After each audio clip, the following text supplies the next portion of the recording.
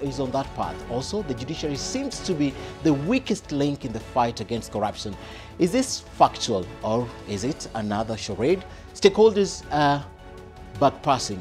The consequences are obviously dire, and the plundering continues, and the sooner later we'll be back to where we started. So tonight I ask my panel, which way out? Stay tuned for that answer. Also, 2 cartoons in one show. Is the message home and back in time, this time inside the judiciary? Sidebar is taking responsibility tonight.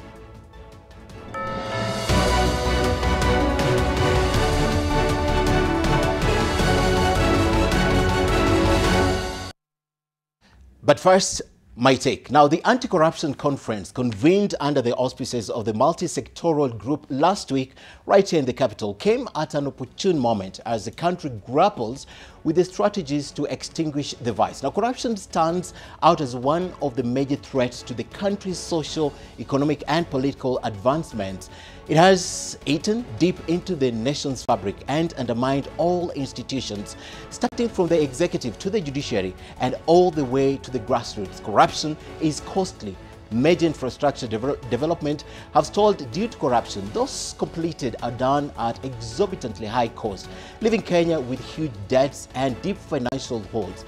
Provision of social services such as education and training, as well as Medicare, among others, is severely compromised. Frequent terror attacks in Kenya, including the latest at 14 Riverside Complex in Nairobi, are inextricably tied to corruption. Tragically, corruption fights back, and it fights hard. The corruption or the corrupt network is everywhere, and therefore they are able to evade arrest and prosecution, which is a cause of discontent against various agencies involved in the fight against the vice. The challenge, however, is the approach. In recent times, the Director of Criminal Investigations and the Director of Public Prosecution have stood as high priests in the war against graft, and commendable, it's with commendable energy, I must say. However, there is disconnect regarding the outcome of the work. Most of the suspects caught in corruption deals have not been convicted, raising deep concerns about the judiciary's facilitative role in ending the inequity. Indeed, the emerging narrative is that the judiciary is becoming a stumbling block, and for that reason has received so much beating from the executive, legislature, political elites, private sector, and of course different faiths. To some extent, there is reason for the given delays in discharging legal suits, numerous preemptive orders and injunctions, even when the matter looks pretty straightforward. But the converse is also true. Most of the cases are hurriedly taken to court without concrete evidence, hence technically defective. This is the point the Chief Justice, that's David Maraga, has been making, challenging the investigators and prosecutors to do thorough groundwork before presenting the cases in court. Now, the war on corruption cannot be won through backpassing, name-calling, procrastination, or conjecture, but through well thought-out strategies that include professional investigations and prosecutions and a citizenry socialized against the evil. And tonight, we attribute our quote of the day to Brett Michael Kavanaugh, an Associate Justice of the Supreme Court of the United States. He says, the Supreme Court is the last line of defense for the separation of powers and for the rights and liberties guaranteed by the Constitution. My guests tonight, Joseph Simeha, Daisy Amdan, Kamodho Waiganjo, and Patrick Obath. My name is Ken Mijungu. The hashtag, as always, is Sidebar. Join the conversation at NTV Kenya, at Ken Mijungu, at Simeha JME, at Kamodho Waiganjo, at P Obath, and Daisy is not on Twitter. Sidebar begins right now. We are a country ruled by the rule of law. The judiciary appears to be spending most of its resources and time hearing frivolous petitions to protect criminals. I do not in any way support the fight that has been staged against the judiciary. We have been seeing media reports that the cases are taking very long and so forth. We must be honest, we must be people of integrity. The judiciary is extremely underfunded. Ni mtu mwenye hako na kazi ambaye amepatiwa na katiba ya Kenya ni mimi. And that's a good place to begin. I'll begin with Kamodho Waiganjo and your post-mortem of the multi-sectoral conference last week. I think it was a good event in the sense that it brought everyone who needs to be in the room when the conversation on this matter corruption is under discussion. I would have wanted, I think there was a lot of government talking to each other and throwing blame across the table. I think there is one side of the corruption discourse that sometimes is missing, which is largely about the role of the private sector, because a lot of this corruption happens because private sector and government are in bed together. And it would have been good to have a little more said by professional organizations, by business leaders. But I think on the whole, it was good in terms of setting the content and recognizing that we have a national problem together. Okay, and you believe it's not just empty talks? There will be some action at the end of it? I hope there will be. But I think it's also important never to dismiss the opportunities to negotiate together. Because at the end of the day, if we don't have a common understanding of what is the nature of the problem, if we don't have a common understanding of where the solutions lie, what we'll do is be talking at each other as opposed to be conversing with one another. Okay. Simeha, post-mortem of the conference. I think I saw it as a corruption confession conference. You know, you know, a bunch of us in a room confessing about our corrupt ways, and it's important. Anytime we talk when we have a problem as human beings, whether it's those who perpetrate the problem or those who seek solutions or both groups together or whatever, anytime we talk about a problem we have as society, it's important. It's the beginning of a solution. The challenge, as you sort of intimate, is are we going to turn this talk, because it's not new talk, by the way. It's not new talk at all. We had one we've had this talk many times, but we are very short on action, even the most obvious, even the lowest hanging fruit. We do not want to pick, or those who try to pick, you know, their hands are hit and then they stop there. So that's the challenge. That it's good to talk, but we have a challenge of walking this talk and translating it into real action against corruption in this country. Right, and the conveners, we're glad to have Patrick, your post-mortem of a meeting you put up together. As a team that put this together, we're actually very happy with the outcome. The objective of the meeting was basically for people to do introspect and basically bear to the public what goes wrong in terms of corruption in their own sectors. And the process used actually made that happen. A lot of the sectors are quite surprised by the outcomes of the introspection that they did, especially when the leadership saw what the rest of their sectors think about the sector. A lot of surprises came through. So for us, it was a good outcome that at least we've started on a journey. And this conference was the beginning of a 4-year journey, at least. Okay, Daisy, your post-mortem. I think I'm happy with the outcome of the conference. I've been part of the process together with MCAC, yes, with civil society. Yes, no, convening. I'm actually convener of the women's sector. Oh, women. Okay. Yes, in the multi-sectoral initiative.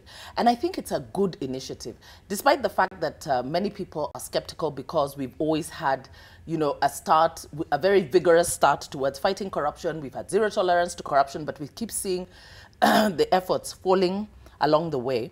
I think now the challenge is upon us as different sectors to ensure that we stay the course. Because for a long time, we leave the responsibility mainly to government agencies and we don't get involved. And like as civil society, because I am part of civil society, we're very big on public participation. And that's really what the multi-sectoral initiative is about. It's about public participation. It's about sectors coming together to discuss the issues of corruption, making proposals and pushing them through. We've seen the head of state make the commitment, saying that he wants to fight corruption. So it's really essentially up to us, one, to hold the line and to hold his feet to the fire and say, Mr. President, you've made your commitment. This is what we want to see. This is how we are following through. So really the onus is on us as citizens to really get in and essentially fight this fight because we're fighting for our country. Great. Let me go back to you, Simeha. You said you saw it as a place for confession. A direct question, when the CJ spoke at the end of the conversations that we had with the DCI and DPP, there was a lot of people who felt it was, what do you want me to do? Did you get that sense? Yes, he did portray that you know, we are helpless as the judiciary. What is it that you expect of us when we are underfunded, sorry, when you bring to us cases? And he did have a case to prosecute, to put across to the country. For us to before we condemn them, or even as we condemn, when we find good reason to condemn, to think about some of the things that may make it difficult for them to discharge their mandate in this so-called war against corruption. But listen, the judiciary may be the weakest link, maybe, you know, underline that, maybe the weakest link. But is our problem the weakest link? Our problem, the weakest link in the fight against corruption. Our problem may be the strongest link in the perpetration of corruption in this country, and that's the executive. Okay. Yeah, that's the executive.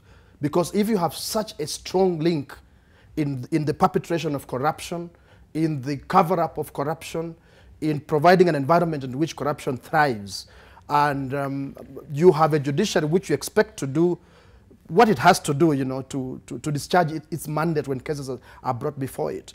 And this executive plays a huge role in determining the resources that the judiciary gets, in determining the environment in which the judiciary works, whether people feel safe in the judiciary to work and make decisions or not. It's determined by some people in the executive. Okay. That, for me, is the biggest problem, not necessarily the weakest link. Okay. It's easier to sort out the weakest link in the fight against corruption than the strongest link in the perpetration of corruption. So I did feel for the CJ and for the judiciary when he said what he said. And at some point, Wakili, there was the notion that apart from just confessing, there was a lot of blame game. You know, the DPP, the DCI, and the CJ gets right into it and looks like blaming everyone else.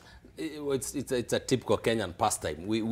The public blames the politicians say we're the ones letting them down, the media blames everybody, and so that's typical. But I think on a more serious note, I think fighting corruption has very many dimensions, and to assume that the legal aspect is what is going to resolve prosecutions, is going to resolve your corruption problem, you're living in a fool's paradise. The reality is that the impact that prosecutions can have on corruption is about profiling, as opposed to actually thinking you can prosecute large numbers of people, because essentially the capacity of the judiciary to prosecute in this country, I can almost say, if you try and prosecute more than 10 high-level corruption cases, you're not going to succeed. These cases are very complex. Remember, you're pitting against some of the best legal minds in this country because these people have money. Remember, we're also talking about a judiciary that's overworked. We are talking about a prosecution that's overwhelmed. So it's going to be very, very different. One of the problems we make is when you take on so many cases, inevitably, even if the judiciary intended to accomplish the best, it's not going to be capable. Having said that, there are certain things, there are certain areas in which the judiciary itself has been a disaster. And those issues, they may be outliers. I don't think they define the judiciary. Some of the orders that the courts have been giving, especially orders that even stop investigations, you know, where the police or the DCI are ordered not to investigate crime. There is something immensely offensive about that. And there are outliers. Yes. There are outliers, but the problem with them is that they give the public a perception of a judiciary that is incapable. Okay. And so the judiciary also needs to introspect so that those small things, they're not very few. I think a lot of the judiciary is trying very hard. But those few events, which may be 1 or 2 judges, 1 or 2 cases, 1 or 2 individuals, those cases give a very bad perception to the judiciary, and it's very difficult to recover that perception, and the judiciary is losing because of those few cases. But you're the same person as an advocate who will go to court and seek those orders. Yes, of on their course. behalf. Part of the reason is one of the responsibility of myself as a lawyer is to try and get the best case for my client. That is my responsibility. Regardless of what it is. That is my responsibility. That's why I went to school. Yes. What the judiciary needs to recognize that corruption has a social context.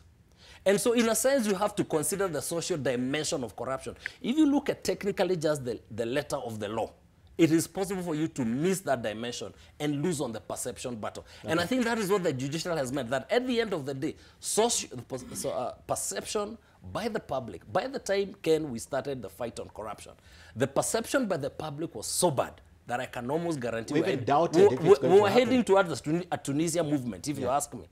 And I think the work that has been done by the DCI and the DPP has helped to recover that perception. Okay. But it can be lost very easily, and judiciary must recognize that. Okay.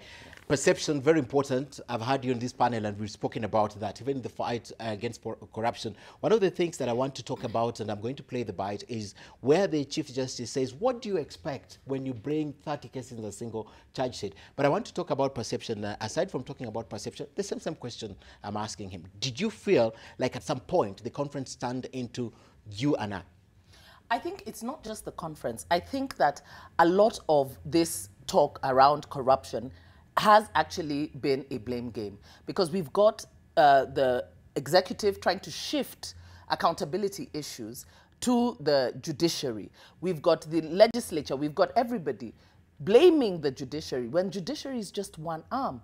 Where is the political accountability? Because, you know, when the head of state actually accuses another arm of the government of being a weak link, I think that's it actually helps to strengthen the negative perception that we already have about the judiciary without looking at what exactly are the weaknesses. And so I felt the CJ's frustration because everybody was pointing fingers at them. You remember that before the president speaking, we had the Attorney General, we had the DCI, we've had the DPP continually accuse the judiciary of giving, you know, insane orders. But the judiciary is also saying, listen, you come, you bring people, you charge them, and then you say, we are asked, bring the evidence. That you give us time to investigate. Exactly. We want orders to investigate. So why are you charging them? And these are the questions that are being asked. But I like also what the Chief Justice said, that he has instructed the Communications Department of the Judiciary to actually publish reasons why cases are either being delayed or why they are being dismissed,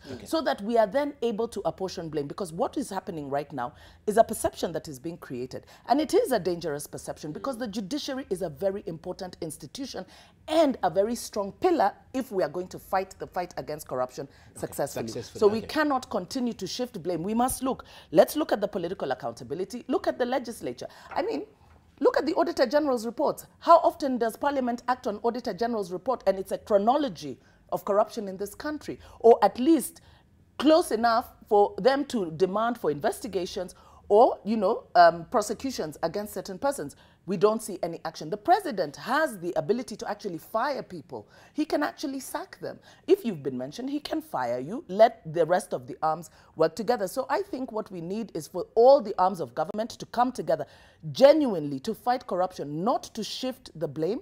Let them sit together and agree on how they are going to do this, you know? Okay. And Patrick, this back passing, right, and them calling, is it one of the reasons why you saw the need to convene this conference? I think it was one of the key reasons. What we've done in traditional conferences in the past is basically sit down and say, so-and-so is not doing this, so-and-so is not doing this, so-and-so is not doing this, and then we all go home. Which still happened at the conference. It did happen, but there's a difference. In the traditional way, everybody does that, and there's a report prepared, and everybody says, we've done our bit to fight corruption, and we go home because somebody else has got something else to do. The difference in this particular case was that we had introspection. It was, how do we contribute to it as a team, as a group, right? And the actions were to come out from that group as to how they're going to stop corruption. But there was another aspect of the work that was done by the various teams, was to say, what help do we need from other people? Right? We can only go so far, but these are the things that we need help on, either because of legislature and whatever, or else we need help from them to help us to do what we're doing. And in that area is where you saw people throwing things at each other.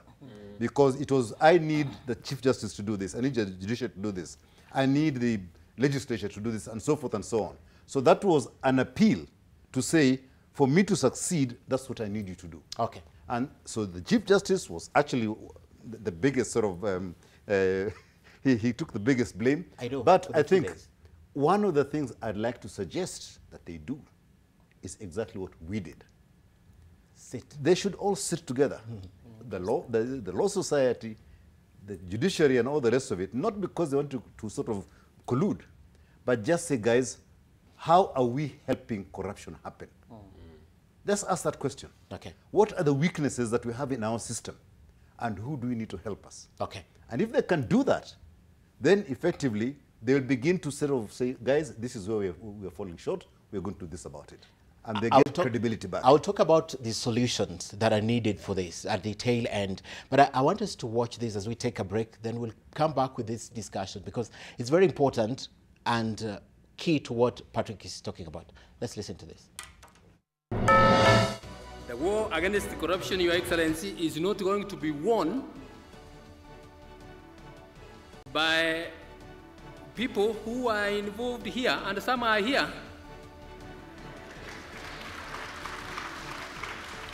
Hiring professional bloggers to demonize anybody or to demonize the judiciary. We are not going to win the war against corruption by that.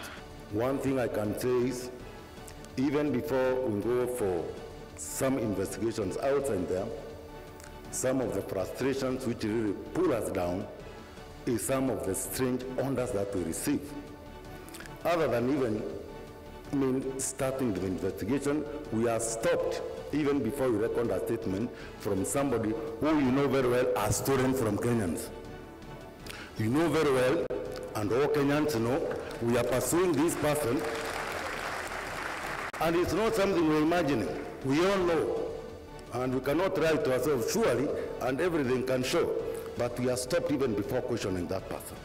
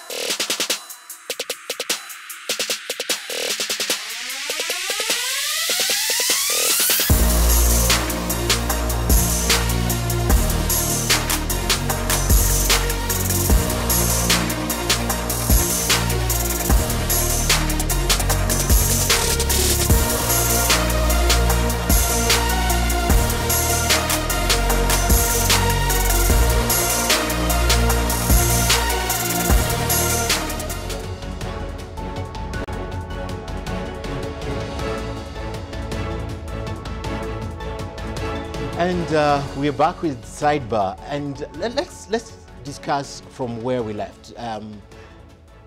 It's very strange that the DPP cannot perform his own role, or the office cannot do its obligations, or even the DCI, by the fact that they know even if we go to court with this case the way it is, right, it will be, we'll get injunction, we'll be stopped. They'll do a lot of things to ensure that we don't prosecute these people successfully. But the question that I have based on that is Maraga coming and saying even the people who are involved in corruption are sitting right here. In my mind, I'm thinking even the people who aid in defeating corruption are sitting right here. I'm thinking from the forum and the people you convened, try to get to his mind. Who are these people?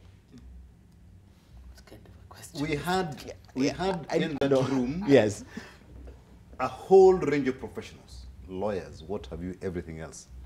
All these professionals are involved in one way or another in helping to build cases or in helping to work on the other side. To defeat the cases. To defeat the cases. Yes. Right? So all the people that he's talking about were sitting or represented in that room. Okay. I think that's where he came from. So it was not directed to a specific person? I don't think so. Okay.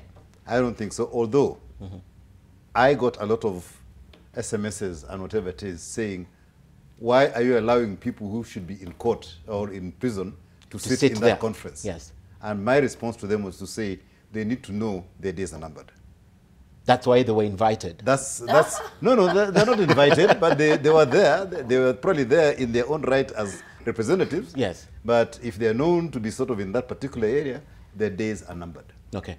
That is our belief in the multi-sectoral initiative, that those guys' days are numbered. Okay. It seems, Daisy, you don't like that question. You don't like the question, who are these people? Well, but I mean, for the CJ to have spoken about it, I mean, he was standing at a podium and he could see them. Did you hear the DCI? The DCI said, you know, there are some people we are after. Everybody knows who they are. Let me say this, and without naming names. Okay. Because if we name names, we will be sued, and Kamado will probably take the case. Take the case. Right here. Yes. Even before I leave the studio. Yes, yes. But the thing is, we do know who is corrupt in this country. But why is it so hard to mention that? No, and you know, let me tell you something, and what Patrick is not saying. The multi-sectoral initiative was very innovative. First of all, we had the Mentimeter, where we were having a very interactive session with all these guys, including those guys. You should have heard Bishop Oginde's prayer, you know, where he prayed and he said, Lord, some of those people are right here. Right here. And we are praying if they don't repent, deal with them. So everybody knows that these guys are right in there. But questions were asked. The sectors actually presented the areas where they know, either as professionals, as individuals, that yes, actually we have facilitated, we have actively participated. The questions were, have you ever asked for a bribe? Yes. You know, the good thing of the anonymity of it, the question was asked in the room, have you participated? Have you asked for a bribe? Have you participated in corruption? And people were saying, yes, we have. Have you asked for, have you given a bribe? You know, have you gotten rewarded for asking for a bribe or for taking a bribe? And yes, so it was also an opportunity to have an honest conversation within that anonymity to say, when we talk about corruption, it is not something abstract. It is not out there. It is here. It is among us. It is being done by us. So let's not try and at a finger point to say Ken is the one who is corrupt or Patrick is corrupt. We know that this country has a problem of corruption. And so, while Simeka calls it was a confession conference, it was a sort of confession conference indeed, because sectors were confessing, actually, you know what, we have contributed to this. But what are we doing? We're all saying we are all becoming born again now. We're saying, you know what, we've messed our country enough. These are the steps that we're going to do at an individual level, at a sectoral level, to actually change things. And that's the conversation that we're having now. Yes. How do we move from now just saying, you know, we need to fight corruption, but to actively fight it? Because truth be told, corruption has eaten into the soul of this nation. We are destroying our country, you know, and if we don't do something about it, then we might as well sit back and be sure that we're handing future generations a total mess of a country. Yet it needn't be so. Okay. I think there's a point here that I think this is brought out. The whole essence of corruption is not the headline corruption. When you look at the people who are sitting in that room and you talk about corruption, there's everybody who has done something that actually is akin to corruption or actually can be considered to be corruption. And that is why when you say that they're here, it wasn't about taking a big name here or a big case here present in that room. There is a lot of people who, when they said, yes, I have done this, or I in the Mentimeters, and they were sitting in that room, and they said, yes, I have participated in corruption, those are the people that this conference was meant for. Okay. And if you stop it at that level, and you begin to get that culture changing at that level, then you get the movement that is desired to start actually making the change in the nation in the long term. We're used to talking, but let's go to the question of the CJ, sitting there and pointing fingers and saying, you know, you vilify me, but this is the fact. Actually, I'm going to plead that, in fact, we take the discussion beyond the CJ and the judiciary. As Kamado Waiganja said earlier, and I thought it was fantastic, the legal aspects of dealing with corruption are such a small percentage of what needs to happen. our problem in the country with regards to corruption is not legal. It's the legal part of it is very small. To me, majorly it's political and our culture as a nation, which we cannot sort out using the law and the law courts. We have to sort out our inherently corrupt political system that we inherited, as a system that is used by, those who are in charge to lord it over others, to extract rent from the country and so on. And so then they just pass on the cascade, this agenda of dominating others and extracting rent from them to the lowest level, to the policeman and woman on the street and whoever else. So the legal aspects of this are important, but secondary. They're minimal, because by the time you are going to court, it means this person or these persons cannot be redeemed by any other means. That now we have to, look for some kind of retribution, some kind of punishment, look for the stick now and deal with this person. So please, I think I would plead that we look at it that way, and we focus the country on what the bigger problem is. We also should look at levels of responsibility, in my opinion, because yes, we can agree that all of us are corrupt, have engaged in all manner of corruption, including betrayal of trust and so on and so forth. But there is what is shared, which when corruption tampers with it, it hurts everybody in a very bad way. If two business people are going to be corrupt with each other, or 3 or 4 of them, it hurts, but it does not hurt as much as when business people or individuals or government officers are corrupt on something public, especially public office. When the meeting point is a public resource, it hurts much, much more. And that's where it is biggest. Even when business persons, both natural and legal persons, engage in corrupt deals, most of the time is with the public sector, is with government, or with the facilitation of the public sector. And that is what hurts us most. Not just because we lose in terms of the actual resource involved, but the opportunities lost where those resources would have been used to improve our livelihoods in this country. So I argue that we should apportion responsibility in terms of levels. That you engage in corruption in public office, like some of our governors do, like some of our ministers and people in high office in this country do, we have to find a solution to it. And that solution is not limited to taking you to court. I like what one of us said earlier, that we probably should, not probably, we ought to think about extracting political punishment, apportioning a heavy political price on corruption. Because those then, when they get into office, and those surrogates they put into offices, they become the basis of the fulcrum of corruption. The people who hold corruption in place and ensure that it continues to happen. If we can dismantle that, then we can deal with the others, the ones on the sidelines. But for as long as those ones remain in place, the ones on the sidelines thrive because they feed into the machine that is at the center of public service. I'd like to know how that's going to happen, and I'll come to that when I ask about how drastic should the measures be taken, because we can't keep on talking. But I want your response on the same, and I'm going to play just one more soundbite relating to this in the context of the fight between the judiciary and the DPP and the DCI in relation to how they bring up the cases. And that's in something we've discussed with Daisy here before, probably on Friday Arrest. But your response first. Yeah, two things. One, a comment that I think Daisy made about we know who's corrupt. I can tell you, Daisy, that you'd be very shocked to know who's corrupt in this country because you don't know them. The people who are, it's true, the people who are sincerely corrupt, they manage to own the public space, they own media space, you'll never hear about them. So we need to be very careful about perception also, because don't forget about the politics of corruption. That's number one. Number two is on the question of the judiciary. I heard the DCI talking about, how in America, how the entire judiciary, the investigating arms, and everybody got together to finish the mafia. If you read the stories of how the mafia was brought down, there was massive investigation over a very long time. Very intensive. If you remember, those are the days of wiretapping. Those are the days when they used to pay, that's when they created the witness protection, a very strong witness protection program. That is where they got people, their accountants, to rat on them. And they took very, very long, so that by the time they took those fellows to court, the evidence overwhelmed. In fact, most of them pleaded guilty. Okay. The mistake sometimes we are making is because the public is demanding for blood. We want to take somebody, you know.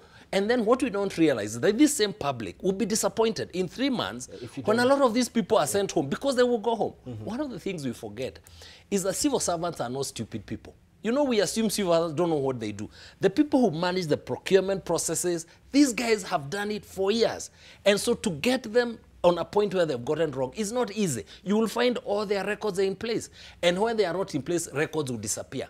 When you have officers in the prosecutorial arms, you don't need to corrupt a magistrate. You can corrupt a clerk. You can corrupt a secretary. So what we forget is that if you are going to do this, you've got to do this in such a professional manner that it is incontrovertible, so that even these orders that people are trying to get, they will not be able to get it. That's the only way that the FBI did it. But they also only went for a few people. They didn't go for 100 people, because then if you go for all the mafia chiefs, you're not going to manage.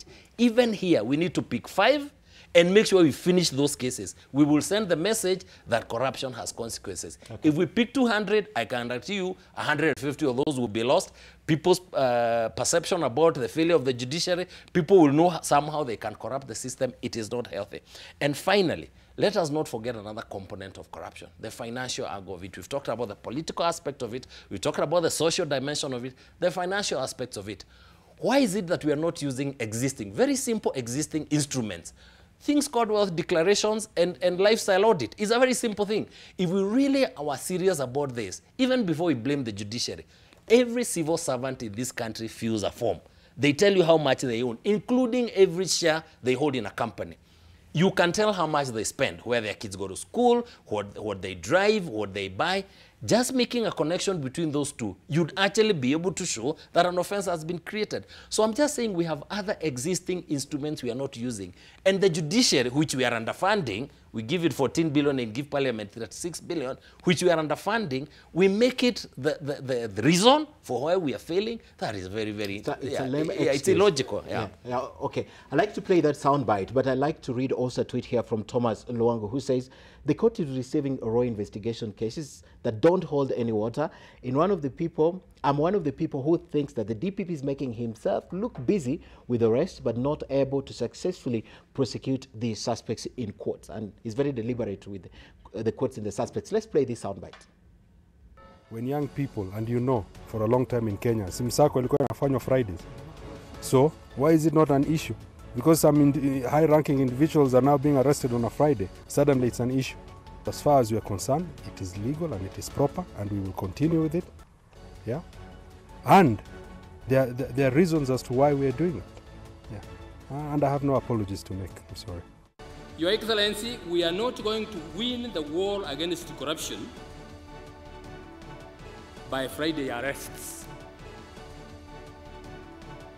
And I said, I don't want to appear like we are in a blame game, but let truth be told. Truth be told. Truth be told, I'd just like to give this one example before we go to the drastic measures that we can take with this. But looking at that, these are both institutions of the government and institutions that should be helping in convicting and ending corruption, but their ideas are totally different. I don't know if it's a different school of thought. I think Ken, look at this in terms of the almost day-to-day experiences we go through as ordinary citizens. I'm presuming all of you are as ordinary as I am. I may be wrong on that one. We don't know how ordinary you are. Yes, exactly. You meet police officers. I mean, because those are the people who effect arrests and initiate the processes of prosecution. You meet police officers who are engaging you in a process where when you challenge, if and when you challenge, their attitude is, you'll say, they are literally throwing you at the court. There are thousands and thousands of cases like that, especially on petty crime and traffic offenses, where policemen arrest people just for the arresting and taking you wherever to be the punishment. Beyond that, they don't care. They feel good that they've punished you. And most of the time it's because you refuse to give a bribe. I don't know about the one for these big ones for Fridays. But even as somebody, I think it's Haji who is saying, a lot of ordinary citizens have suffered that when police arrest them on Fridays, knowing that they have the leeway to keep them in cells until Monday. I mean, that's ridiculous. You cannot, in my humble opinion, fight crime like that. Neither can you fight corruption like that. In fact, Emeka, even the admission that it is happening to us, you know, that is not a justification. What we should be doing is reducing it from happening, not to everybody, because there is nothing, almost, unless you are caught in the commission in the middle of committing a crime. Most of these things you can be told to turn up the next day. Absolutely. I'll give a personal example absolutely. that happened to me. Okay. And this is not here, it was in an international, in the UK. I was a member of a board, and corruption happened in the management of the organization. And all of us were actually treated as suspects. All the board had to go and give statements, and I was sent from here to the UK, paid for by the investigator, the serious fraud office. They paid for me to go and make my statement. At that time, I did not know whether I was going to be prosecuted or be a witness. But they just said, we want to hear your story. And we want to hear your story. And they took everybody's story first. And then, effectively, at a certain point, they decided the CEO and the CFO are the guys who are going to take the court. So I then turned witness for the SFO. That investigation took about 2.5 years of putting everything together. And it was us, as the board, that actually blew the whistle on this issue through a whistleblower line, right? But we were taken in because at some point they say, we don't know whether you did not do your duty as a board, and so forth. The case was heard last year, that's why I can talk about it. Last year in November, I was a witness for the serious fraud office, and the CEO and the CFO were given 5 years in prison for corruption. And you say it took 2.5 years. 2.5 years. And you see, now that's the thing. But they they did not lock anybody up. Neither did they tell us that we want to prosecute you or we want to do whatever it is. We just want to hear your story and just take it that you can be either. Right? And you are under oath at the time you're writing that thing, because you've actually got to make sure that you're not lying. And you can be convicted on the and you can be convicted on the basis of what you say. And you see the DPP, so the preparation area has got to be done thoroughly. Thoroughly, at the end of the day. I think the DPP and the DCI, I want to believe their heart is in the right place. Because sometimes you can sense the frustration. Yes. But I think you've also got to understand the enormity of the case that you have before you. And that if you try and accomplish everything, you will lose everything. So you've got to be strategic. And I think part of what is lacking is strategy that says we do not have to get everybody. We need to get a few, and we send the message that this is serious. But the few we get, even the courts will not be able to give any orders because the evidence is overwhelming.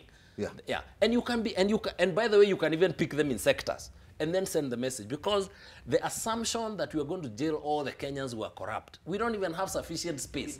We don't. You know, that's because a lot of people have also been corrupt because sometimes you have no choice. You know, it is not. You know, it's not because people are evil. So in a sense, we've got to understand that is the legal, and that's to come back to a point I made earlier, and Shimaka were talking about. We concentrate too much on the way we will solve corruption in this country is jail people. We will not. It will not happen. It's not going to happen. Yes. And I think that's the most important thing. Because the other thing, and I like what Simeka has said about the culture. You know, let's be honest. Corruption is actually expected. It's a cultural thing. It's actually expected of you, especially if you are in public office, because we have a very corrupt system. So we need to look at the system, but we also need to punish those people who continue to perpetuate it. But you know, on this thing of the DPP, we were all very excited when the DPP started, very gung-ho, because, you know, the previous DPP was rather lethargic, you know, in his approach. And so having this DPP coming in, very gung-ho, there was a lot of excitement. But I totally disagree with his approach, even as an officer of the court. At the very least, he should uphold the Constitution. The Constitution says, if you're going to charge somebody, if you arrest somebody, you must charge them within 24 hours. You know, so it is wrong for him then to turn the courts or the judiciary into like a holding arm, you know, of the state, violating people's rights. So it's almost like these arrests are being done more for the humiliation effect, you know, as Simeka has said. And it's humiliating enough. And at the end of the day, when it falls flat, when the case falls flat on its face, because you find them with all this gusto. First of all, there's always the press release that we have investigated this and we feel that we have an ironclad case. But when the case actually does come up for mention, they are the first ones to ask for adjournment, an extension of time, and permission to investigate further. So why are you charging? Okay. You see, and so these are the things. And we mustn't also run away from the fact that even though you have been accused of a crime, one, you are indeed innocent until you are proven guilty, and you have certain rights. You know, bail is a right that is guaranteed to all. Please, let us not forget, you know, sometimes I feel that we operate like with selective amnesia. Do we remember that our president and deputy president had been charged in an international court and they were allowed to carry on? They were allowed to continue with their day-to-day business. We need to be able to learn how to extend the same courtesies that we want to ourselves. And so I think that perhaps the DCI and the DPP really need to come together and sit down and draft a different strategy, you know, because in terms of being able to secure prosecutions, they are either the strongest or the weakest link in it, because the court can only administer justice on the basis of evidence that is presented before them. And even if we want to say that we know who is corrupt and Kamodo, there are those ones, yes, we do not know who are corrupt, but there are those ones we know they are corrupt. Like now you see me here. Tomorrow I become a state officer and I am buying a mansion in a very upmarket area. I'm building a hotel. I have bought a house in Dubai and all those things. Really, you can draw the connection. You're doing business, very serious business. She played on... Yes. You know, but it is only the kind of business. You know, betting. But I should be able to show that. And that's the other thing. Lifestyle audits. This is a must. And not secret lifestyle audits. Because, you know, we've got all this hula baloo around, you know, a lot of PR that we're doing lifestyle audits. But we don't actually know how these lifestyle audits are being done. Okay. You don't know whether these procurement officers are being extorted. You know, we don't know what's happening. We don't know. We don't want our public servants to say that they have declared their wealth, but it is not accessible. We want public lifestyle audits. You are a public officer. You are dealing with public money. Let there be public lifestyle audits, and let us be able to trace how you are growing your wealth. And maybe some of them can also advise us, because these people are fabulously wealthy. We have a host of unemployed people. Let them tell us the secret of making money, this business that Kamodo says they are doing. Okay, I like to play a soundbite as we take a break of Nudin Haji. He made a comment, but even if we can play it, I'd like to talk about that. When we come back, we have two discussions, then we'll end the show. I want to talk about, can these people work together? I think that's where we should head to next.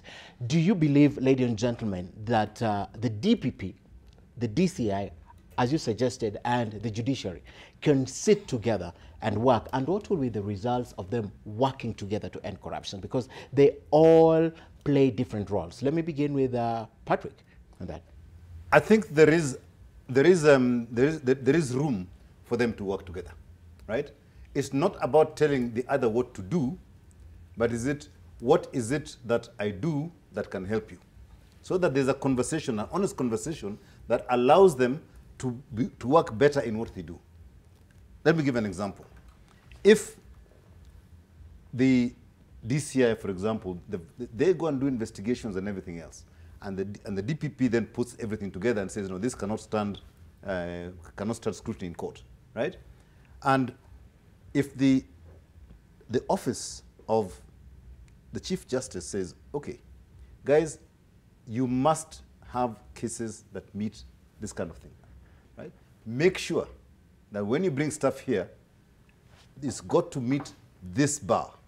Not necessarily telling them this, but say, look at case X, look at case Y, look at case Z, look at case whatever it is in other jurisdictions, right? Those things were prepared to a standard that actually got conviction. Before you come to us, please make sure you consult and bring us stuff that is to that kind of level. Don't bring us stuff that when it comes, it is basically flimsy and is wasting our time. So they've got to agree that whatever they're doing is got to be stuff that is going to make sure that the judiciary is actually doing something. They're not wasting their time with all this flimsy stuff that comes through. Okay. Right? So I think they've just got to understand that they've set the right bar for each other for them to be able to perform. Okay. Simeha, do you think, in a way, these institutions undermine each other, even as we think about how they can work with each other? They do undermine each other, whether by design or default, but I think most of the time by design, because of, I think, lack of shared knowledge on whom they are serving. That, for me, that is very central. A lot of the time, these guys actually totally believe they are serving certain individuals, you know, either we are serving the president or we are serving this one or the other one, who they consider as a patron saint or whoever, instead of thinking about serving the public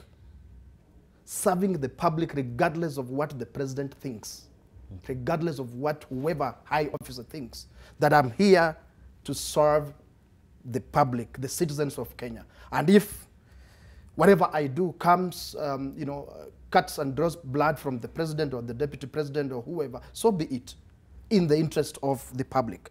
And they need, for them to work together, they need first to believe that, but they also need an indication.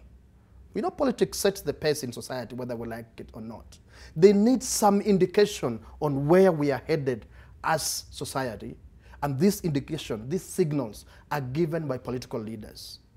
So when they see inconsistencies, they are not going to commit. So that is when they look for whoever they serve for expediency on a short-time basis. If it's cutting Daisy down for now, they will work and cut you down for now. And tomorrow it changes, the boot shifts to the other foot. They will do exactly that, now cutting JME down. So I think the signal they get from the politics which sets the pace in society, those signals are very important. Thirdly, and finally for now, do they have public support? Do we as the public put demands on them? You know, if they believe that they're serving as the public, we the public, the Republic of Kenya, the citizens, they would be receptive to public pressure, and that normally comes through political pressure.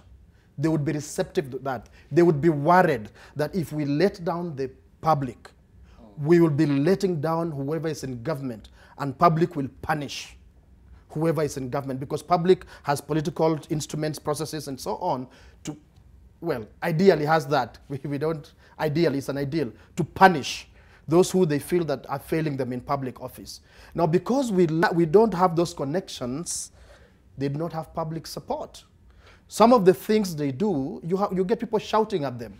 One day they're celebrating and cheering, and another day they're shouting at them, because we do not have consistency where the public can feel like the DPP, ESCC, whoever else, judiciary, they are working in our interest.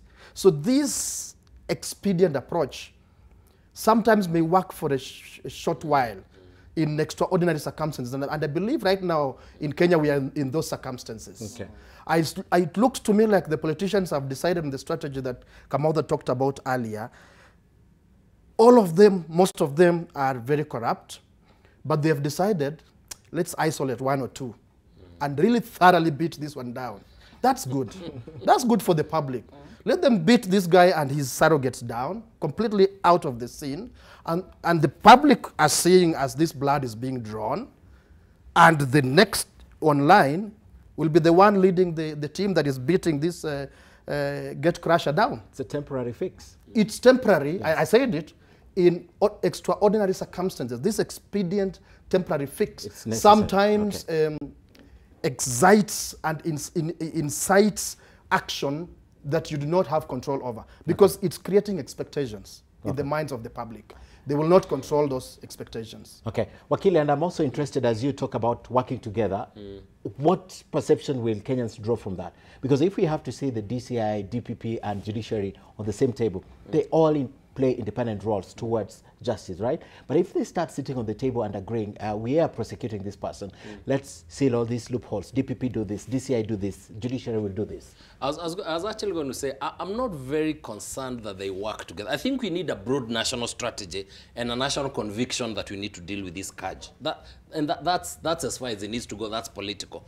But I think at the end of the day, each of these institutions has a constitutional responsibility. It has constitutional protection. The reason why in the Constitution we protected the judiciary is so that it can play its role without being worried about the consequences of doing its work well. The reason why we insulated the DPP is for the same reason. The reason why we insulated the IG and the CID, therefore, is for the same reason. What I'm more interested in is that each of these institutions, which are headed and are comprised of professionals in their own right, does their work and does it well. If they do it and do it well, naturally, those areas, obviously there will always be small areas of conflict, but fundamentally they will be going to the right direction, which is ensuring that they're serving the people. I think the sort of collegiate thing where everybody sits together and now let's get them is a very dangerous place to be. Don't also forget that in there, however corrupt they are, however evil they are, it's an individual against the weight of the entire state. And that person requires constitutional protections because they are coming against a very powerful instrument. And remember that if we go down the road of saying in any case they are guilty, so therefore let's push this quickly. In fact, let's get together so that we can finish them quickly. Where that is a very slippery path. And where is it going to end? Next time, is it going to those who are stealing, those who are killing, the thieves? Is it the packing, whoever's? So we need to be very, very careful that the protections that the Constitution gives, we affirm them. And the only way we will do that is each of these institutions does their part. Does their part as they are constitutionally required to do, in the way they are required to do it, professionally with the standards they are required to do. If they do that, the war will be fought. If their concentration is how not to be fighting, that is the wrong, that's the wrong focus. Okay. Yeah. Because, Daisy, I've had instances that the executive has complained that, you know, we are trying to do this and someone runs to court and stops us from doing it. That means the judiciary should know where we're headed so that when someone turns up in court with the same thing we're trying to do, the judiciary should not be giving them automatically an injunction or stopping us from doing it. But you see, I said it before, the judiciary can only rule on matters of law, you know? And there's procedures. It can't be that because the executive wants somebody to be prosecuted, then the courts should then prosecute. I think there's once upon a time in Kenya, we had that kind of a system where the executive used the judiciary as a weapon against people they were fighting at any given time. And I think that it's important that the independence of the judiciary is actually secured, you know? And I think that that's also what the CJ was bringing about. He has talked about the weaknesses, and he accepted that there are indeed weaknesses in the judiciary, but they are going to come together. They are looking at the problems that they're having, the challenges they're having. They even have some reviews of some of the cases going on to see why were these cases administered in this manner, you know? So I think that, first of all, the judiciary should actually develop some sort of checklist, you know, that we are only going to entertain cases that meet this threshold, you know? That before we even begin to entertain a case, any matter before us, you must have, these are the bare minimums, you know, that you should have. The DPP, the DCI can also have their own checklist, you know, and this checklist should be developed against what it is that we are trying to do, you know, and all of them actually know the law. And it also helps that the DPP himself is an officer of the court. So he actually really does know what is required for a successful prosecution of the case. So I think we need to be very, very careful. This campaign that is being waged against the judiciary, it is a dangerous campaign because the minute you begin to cast aspersion on this arm of government, and remember that the judiciary is not there just to prosecute the corrupt, it prosecutes several other cases. So we really do need the integrity of our judiciary to be upheld. Let us, the communications that will come out, let us wait and see what is happening. Let each sector come up. If we have a case and we know that the judiciary has thrown a case, we can ask for a judicial review. We can go and say, listen, Mr. CJ, this has happened. But this thing of beginning to call out the judiciary and saying that the judiciary is the weak link without even giving us evidence of how this judiciary is the weak link. I agree with Simeka. We have political accountability where it can be done.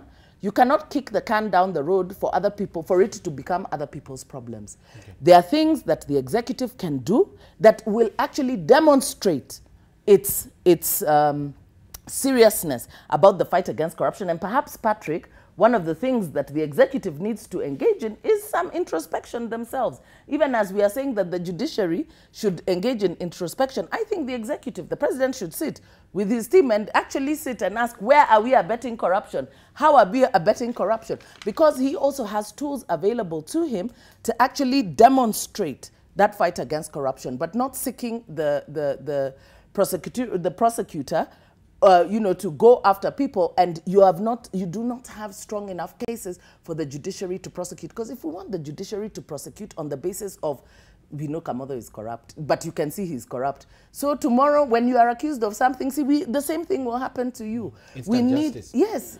And Daisy, to be fair to them, I think they cited several reasons for that. They said you grant them bail, the governor, some of whom we have charged, are outside here enjoying themselves, you give us injunction, you do this. They have spoken to that. I'd like to take a break unless you have something to add. Bail is a right guaranteed to everybody. Of course, within reason, okay? Mm-hmm.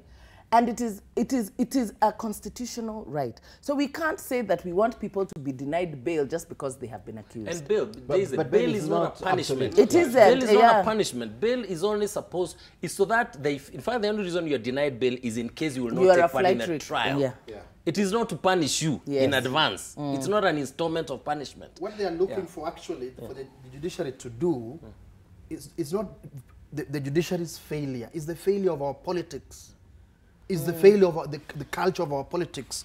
That is why in other countries, even just the suspicion, somebody does not need to be pushed out of office. People commit suicide. Yes, just the suspicion. Or you even resign because you've been mentioned. For a governor who is accused of murder or whatever and so on, the judiciary has done its bit. It is something else that needs to force that lady or gentleman out of office, but not the judiciary. In fact, I think one of the suggestions that actually came out very strongly was that we need to start creating social jails, for these people. If you have been adversely mentioned, I mean, really, honestly, there are some things that ought not to be happening, even in light of Chapter 6 of our Constitution. If you are, imagine you have been charged with a crime of murder, even if you are not guilty. I mean, until that matter is solved. Really? Yeah. Honestly, what message are you sending when you continue to hold in office? Not just office, but high office. We also, as citizens, we must learn to reject people who and to actually say, you know what, you really do need to step down. You can't be there saying, I am an elder in the church, I was validly elected and all this, and yet you are cited in some of the most heinous crimes. Okay. It's unacceptable. We need to change our culture. We must not be mobilized to support people who have been mentioned adversely in corruption, to cheer them on so that they can go to greater heights and continue to strengthen the hand of impunity. Okay. We really must stop, even as citizens. So let's not just make it the judiciary's problem, because the judiciary can only do so much. Social jails. Social jails. Yes, don't invite you to our party. Tell your children, nisikuone na watoto. It's called shunning. Shunning. Okay, ladies and gentlemen, I'd like to take a break. Let me see a few of your feedback, then we can take a break and come back and conclude the discussion by looking at how drastic can we do this, right? Right. Freddie Cover says the war against corruption requires joint effort from all arms of the government, but it does not augur well when the judiciary is seen to be relaxing its systems, making suspects walk back to the freedom or ridiculously low bail amounts. That's Frederick. Next, Edwin Nyakweba says, I'm not a lawyer, but at least I know convictions are evidence-based. Without concrete evidence, I think the judiciary is in order to dismiss those cases. We have a few more. Honorable Kipkemoy Chumba says, fight against corruption is not a single man's job or two arms of or agents of the government, but instead it should be a shared collective responsibility for all of us. It's time we as Kenyans must act on this cancerous issue of corruption. What you're saying includes social jails. I think it's included in that. And Frederick says it's true, the blame game is clear, and instead it's making the judiciary move slow and spend more time justifying their delay to deliver the justice. Right, on that point, we take a short break. When we come back, ladies and gentlemen, I'd just like to conclude the discussion by now looking at the outcome of the conference, which perhaps we were not aware of, but how drastic can it become, including asking that question once again. I'll ask what the president said. Do you want me to take them to Uhuru Park and shoot them? If that's the solution, can we go that way? Coming up after the break. Stay with us.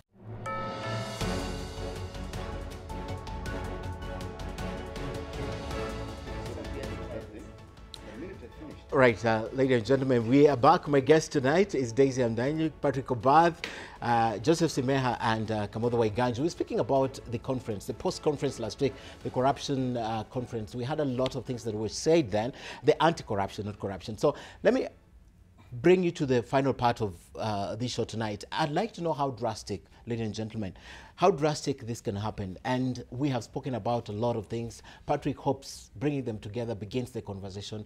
We've spoken about these suspects and drastic measures that should be taken against them.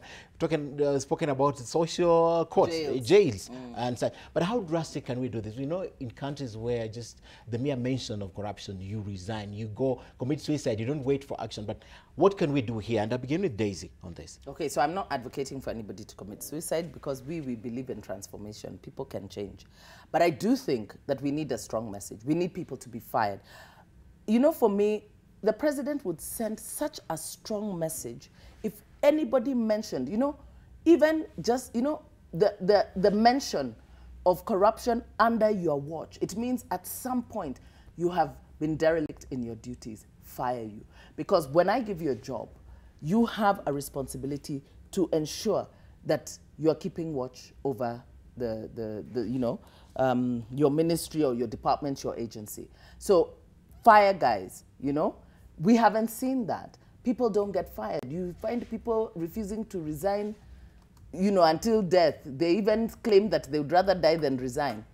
2, Parliament. I think the other very weak link in this whole fight against corruption is Parliament in terms of its oversight role, in terms of budgetary allocations. Really, I think Parliament needs to come to itself and begin to look at what they can do in terms of strengthening the fight against corruption, although there are many allegations also even about Parliament and the way it conducts itself. And the judiciary, finally, I think what the CJ committed to, doing a review on the cases, agreeing on the things that really must be done in terms of communicating to the public what it is why the cases are being dismissed or why the cases are not moving forward, so that we are able to apportion blame. But even us as society, the time has come for us to change. We have a problem. Corruption is a culture that is actually expected of us in this country. When we look at the first place that we can begin to actually fight corruption is at the political level. Look at our political parties. We have political parties that are literally bastions of corruption. The kind of rigging and the menace that goes on in there. And we are co-opted in that. We expect that when you're running for campaigns that you are going to give us money to come to your campaigns or give us something. And, you know, there's a lot of corruption that goes there. The way our political parties run amok, ORPP has got absolutely no way of reining in these political parties. These are the same people who come out of this political system and ascend to public office. If they are corrupt in the way they run their political parties, do you expect them to administer the state in a transparent manner? So we cannot run away from the fact that we need to look into our political system, the way our politics is carried out, the manner and what we expect as citizens from our politicians who actually ascend into these offices. We cannot, on the one hand, be facilitators and be co-opted in corruption in the way we do our campaigns and our politics, and then cry foul when the same people go in and begin to run corrupt governments, whether at the county level, whether at the national level. Okay. So we need to have a serious conversation, and I think that's what the multi-sectoral initiative is about. It's about all of us coming together to say, you know what, we've contributed thus far, we must contribute towards turning this ship around and stemming, or at least slaying, the dragon of corruption. I have a question for you on your proposal. The president, the action that the president can take. I'll take you back. I think it was 2015 when he stood in Parliament and gave a list of about 150 individuals. All these guys left office, right? No one to date, 3 years later or 4 years later, has been successfully prosecuted. And that's what you're saying the president should do again? Yes. I think he should do it. It's not, it didn't work. Listen. We've been fighting corruption since 1968. And we keep saying we are fighting corruption. He should do it as many times as it takes. But it's unfair on those people. Is it? It's unfair on the people who are hounded out of office without concrete evidence.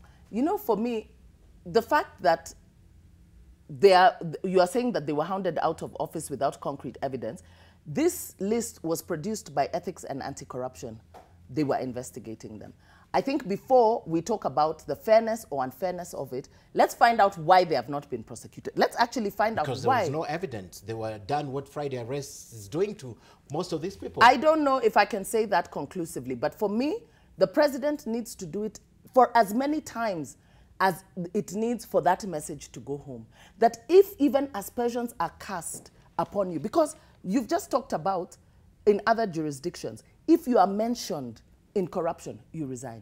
Because aspersions they've grown into that culture. And that's how you build that culture. That is how you build that culture, okay? Because I do believe that many of the people who were mentioned, there were significant scandals that happened in their ministries, in their departments, and their agencies. Okay. So these were not just aspersions that were cast on their character. There was something that went terribly wrong in their ministries and their departments and agencies. So even if you were not personally corrupt, either by action, by omission, your oversight. You did not oversight your ministry, your department, or your agency, adequately. Okay. So it means that people go in and it's a serious business. You're going in to do this work and you're going to tighten all those loopholes to ensure that the kind of things that sent out the others don't happen with you. So for me, the president needs to, as many times as the message needs to go home, he needs to do it. Patrick, how drastic? I think one simple drastic action is required in this nation, and start with the executive and the legislature. we need everybody to take a simple integrity test. Tools are available. Who administers it?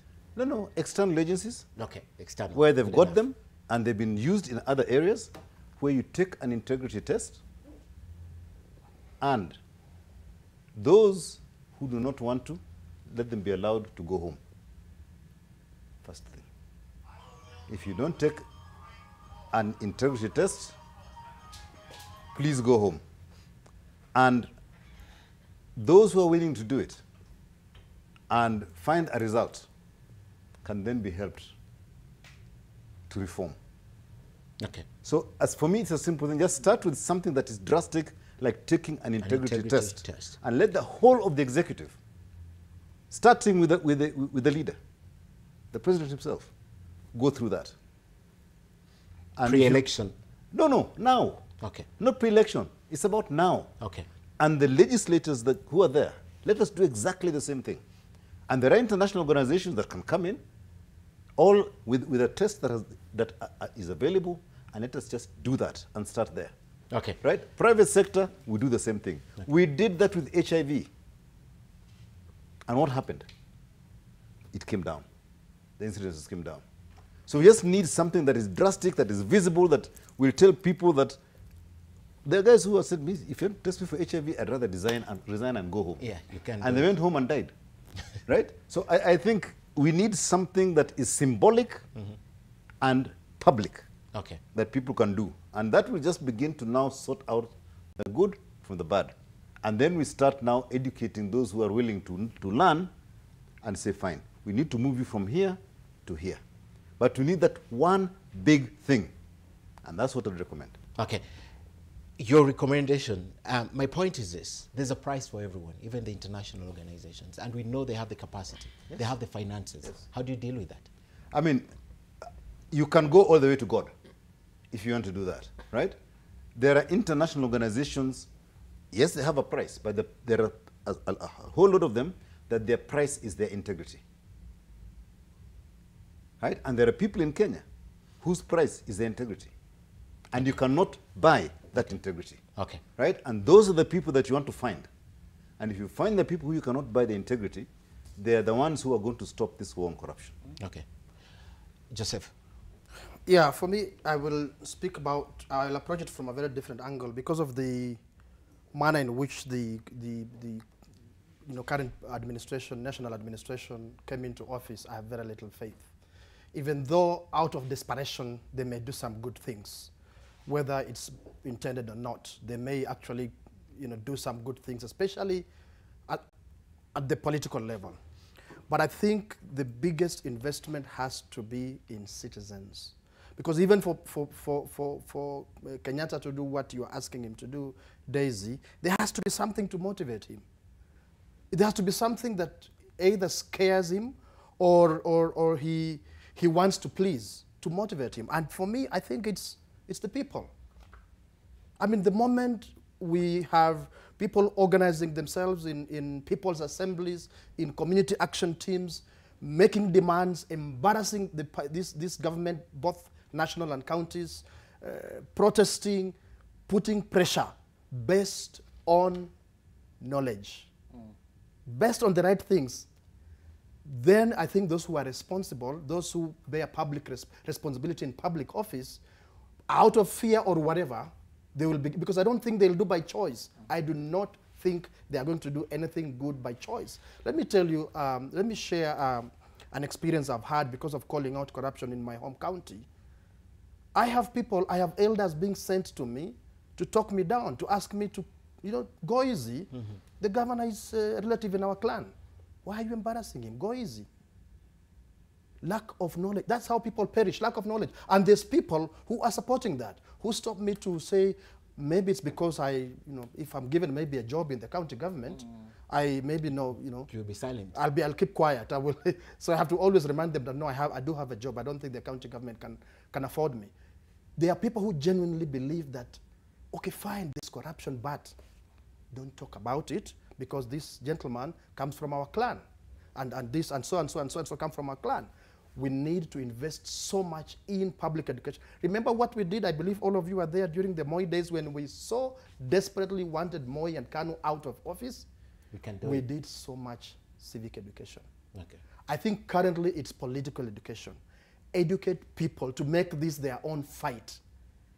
All these other things we're talking about, you know, integrity, prosecution, judiciary, and so on, I think they are all secondary to a people making a decision. Because now the good thing, the good signal is, whereas before a lot of people would want their thief, you know, their thief in there and protect their thief and so on, there's a lot of people complaining because they have felt the pinch. Okay.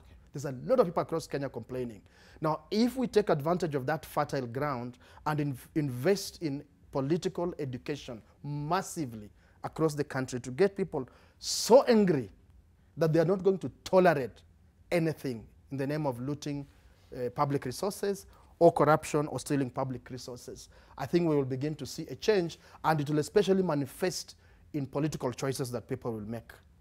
Yeah. Okay. Yeah, and I'll start from where my brother finished. One is that we need to, I think Kenyans need to see the real cost of corruption. I don't think people have still internalized what corruption actually means, and that message needs to be preached over and over again so that each of us see the impact that the corruption that we allow, what it is doing to us, you know, and what it is doing to our children, and what's going to do to the generations to come. And that's a conversation we need to now unpack in terms of the real cost of corruption. That's number one. Number two is that I think we have also, in a sense, protected the public from a responsibility on the issue of corruption, as if the responsibility of corruption is the leadership, you know. And we need also to have a very serious conversation about how facilitative the public is in corruption. We need to come to the point where we have all sinned, we have fallen short of the glory of God, we all need to confess, and it is everybody. The system has become so infected that even what Daisy you are talking about mentions, you know, people who are mentioned, even people investigated. The reality is, if that's how people are going to lose jobs, I can get you mentioned tomorrow, and I can get you investigated tomorrow if that's how you lose your job. That's how bad the system is. So I'm just saying that we need to recognize that we have a huge cancer which we must all own. But I think the final point I want to make is that we also need, there's something we don't do in this country, which is also to profile success. You know, in a sense, we're all gloomy about how things are so bad, and everybody, despite I've said we have all sinned, we have very many lights that we need to be profiling right. If you go around the 47 counties, you will find, you know, there are some horrendous things that are going on. But you'll find there may be 3, there may be 4 that people are really working hard. We need to sell those stories because we also need to imbue hope. You know, we need to imbue hope. The Auditor General, when they do their annual report, they need to tell us, last year we were doing 64%, but this year we are now 54%. People need hope. If you tell people we're just getting worse, this thing is so bad, then they give up. So even as we use the instruments that are there, whether it's a judiciary, whether it's prosecution, whatever it is, strategically, we need to educate the people. We need to let people see the cost of corruption. But most importantly, let's profile stories of success. Let us tell people the positive stories too, so that they have something to aspire to, especially our children. I don't want our children believing they're irredeemably, they are operating in a country that is irredeemably corrupt, because then they will be. But if they think that the opportunities here, there are people who stand out, I believe they'll aspire. Because I think human beings aspire to positive things. Okay. Clean success. Yeah, clean success. All right. Clean success. It has to be clean success. Okay. Ladies and gentlemen, I'd like you to take a look at our cartoons of the week. Today we have 2 cartoons. So I'd like you to take a look at them, and then you can make your final remarks as you comment on the cartoons. Let's see the first one.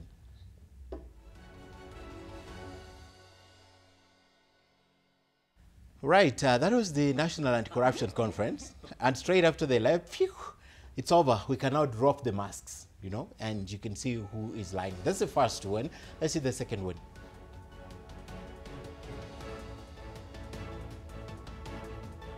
As the second one, down there is the EACC and the judiciary, and up there, and those are sports cars, I presume, is the DCI and DPP. They're far much ahead. There's a tortoise coming up, and those are one graph. That's how it's depicted. I like your comments. Let me begin with the lady on the 2 as we close. Well, You know, the first thing that came to my mind when I saw the one on the judiciary with the tortoise is the story of slow and steady wins the race. The tortoise and the hare. Okay. That's actually what came to my mind, that, you know, it's not always the fastest ones that are the ones who are winning the race. So I see the humor in that. On the second one, I think that there's a very clear message there about how impunity sort of like molds itself, melds itself to the situation, so that they're very well able to put on these masks, you know, and that by the time people left, it was like, okay, fine, we've done our duty. We turned up, we hung our heads almost in shame, you know, let's carry on. You can see them with the bags. And I think that is the message that we need to run away from. Okay. That it is business, it's not business as usual, because what that cartoon is basically trying to tell us is, okay, so we've had our talk shop, it's back to business as usual. That's actually not the message that needs to be out there. It needs to be that now, in fact, I would have hoped that the cartoonist would have drawn something like them coming out and saying, "Woi, what shall we do?" Yeah, but I do think that our cartoonists really do have a way of bringing home some of the sense. But I want to say that I think that it's different. It's not business as usual. So as they remove their masks, let them know that the fight is real. Okay. Patrick. For me, I think the first cartoon with the second cartoon actually with the two cars and whatever it is, just in a way, yes, I agree with Daisy, but for me, I think it says we need to give all three of them the same cars. So that they're going in the same direction. Good way of looking. Right? It's not that one is whatever it is.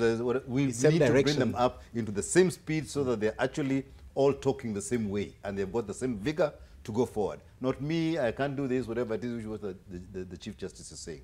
We need to help him to get to a point where he feels he's just like the two others who are DCI driving those and DPP. Exactly. Yes. So I think that's where I take that one. The other one, basically, it is a skepticism about we've seen this before. Right? And it's just an expression by everybody.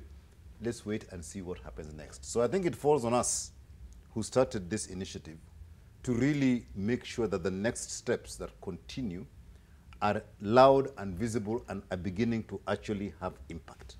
So I think it's a challenge to all of us that really we should not just continue what everybody sees, which is they're expecting the same thing to happen.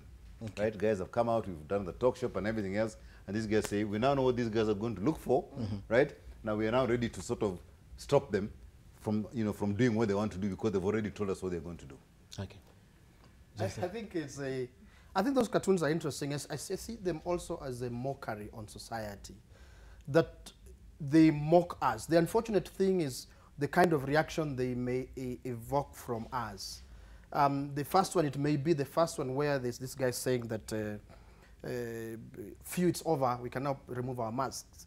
It may be that, as you have, our colleagues have said, it's business as usual. Let's go back in kawaida. And unfortunately, there are many people who say that in kawaida, that if we just put you in the right place, you will accept and you'll stop making noise.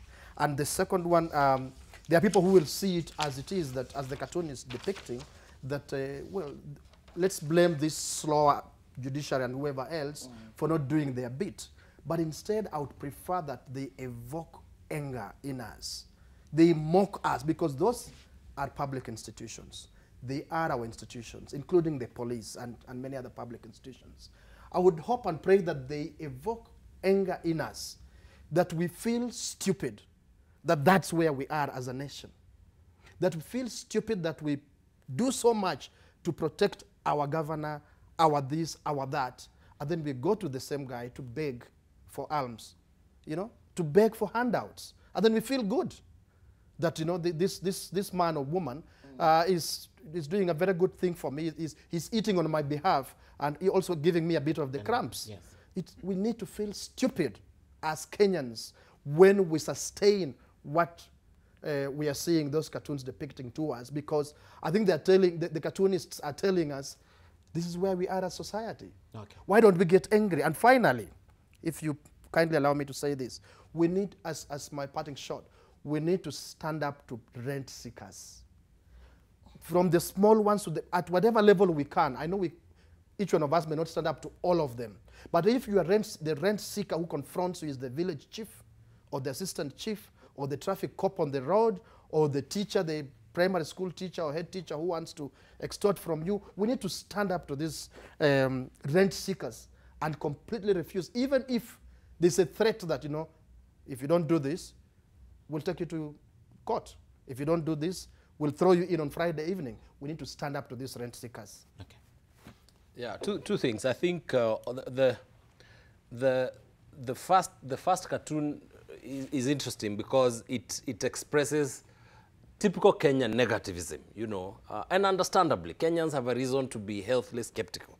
You know, I mean, they've been let down before, and so, you know, what do you expect? Another conference, you know. But the second one, I look at it a little more hopeful. At least you have two fellows who seem to be going somewhere positive. We only need to see how to pull these others, so that at least from the perspective of the cartoonist. So at least for me, the other one is hopeless, helpless. This one, there is some hope. At least somebody is moving in a positive direction. Yeah. It looks as though that the EFCC and the judiciary is wondering, will we ever get to those people? All they need is buy them some nice cars. Yes, like that. Fund them, give them funding. Fund All right. them. Thank you, gentlemen. And as we end, I'd like to take a look at, we are out of time, but let me see if we have probably 2-3 tweets, then we can end the show. Right, from this is Info Action tweeting, right? This is your organization. The legal aspect of corruption is secondary. The primary aspect of corruption is political and entrenched in our culture. That's for action. Yes, that's information. Yeah, information, yes. And let's take this as the final one. You cannot expect corrupt people elected by corrupted people to fight corruption. Exorcism can save Kenyans. People die on dilapidated roads, and Transport Minister is removing cars from the road to be replaced with illegal hawking. Either the people are corrupt or insane. I like that. Yeah, what a way to end it. That's Prince Bunyore. And ladies and gentlemen, I really hoped that we'll get time to speak about the Wednesday and Saturday cars in town. But unfortunately, we don't have that time. Probably I'll have that discussion with another panel. But finally, in the last week, the issues around the judiciary and corruption have made headlines. Well, they may have been different and they cast a new one. It's not strange to have the judiciary on the spot. So tonight on Time Bar, we take you back to some headlines that have been defining moments for the judiciary. Now, the year is February 2003 on the 14th. Now, that's the Valentine's Day. The headline of the Daily Nation, Kibaki opens doors to probe on judges by appointing 19 lawyers to the coveted role of senior counsel, a move seen as the first step towards setting a tribunal to probe judges accused of misdeeds. We go now to February 21st, 2003. Change probe starts soon. That's the headline. Says Kiraitu Murungi was the Justice Minister when he revealed he had sent evidence to the Chief Justice, from the Chief Justice to the President. This was about a tribunal set up to investigate the conduct of then CJ Bernard Chunga. He was to resign later, that's in 5 days. Now, the headline when he resigned read, Chunga resigns as the Chief Justice, and the President accepted his letter, ending dramatic tussle in the judiciary as a 5-man tribunal prepared to carry out the historic probe into allegations of torture and corruption. October the 6th, pressure mounts on graft, judges to quit. Pressure mounts on graft as judges are set to quit. Tension as the countdown begins on Gisheru, clears up the court. Of course, that was that investigation. October 7th, 2003 still revealed crime judges named in corruption probe. The same thing, the shady deals of the tainted judiciary on the list of shame. That was the headline. Then we move to October 21st, 2003, still graft. Day of reckoning has come, says President Kibaki, and he tells his ministers to unite and stop politicking. Let's go to October 24, 2003. How Ringera is top tip for appeal judge. Graft report chief head LSK list for promotion. These headlines lend credence to something that stands true to this day about the judiciary. So when the CJ says this, I agree there is corruption in the judiciary, even in the judiciary. We believe him, a good place to end tonight's show. Thanks for watching, and thanks for my panel, and thanks for my team for coming. Hope to see you again on Sidebar really soon. Thanks for watching. Have a good night. Next week on Tuesday, same place, same time. Good night.